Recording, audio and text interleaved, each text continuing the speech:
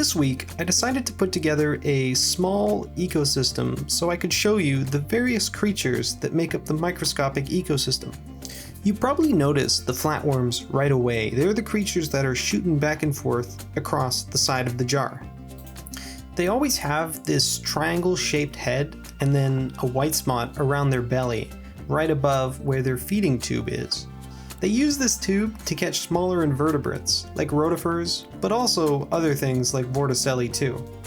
They occupy a similar niche to that of the snail in this ecosystem.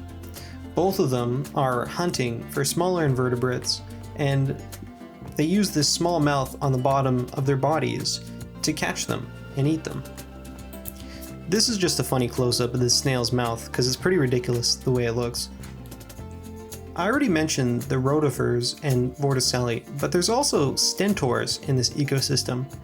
These are pretty much the basis of the microscopic ecosystem, at least in this situation. They're filter feeders similar to catfish, and they'll just sit there cycling water, catching little bits of algae or plant matter that have fallen off of the moss.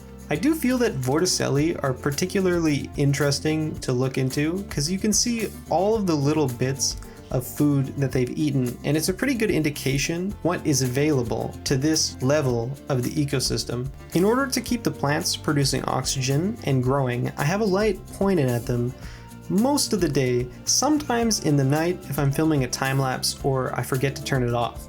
These are a couple quick close-ups of this photosynthesis that I was able to catch for one of my other videos.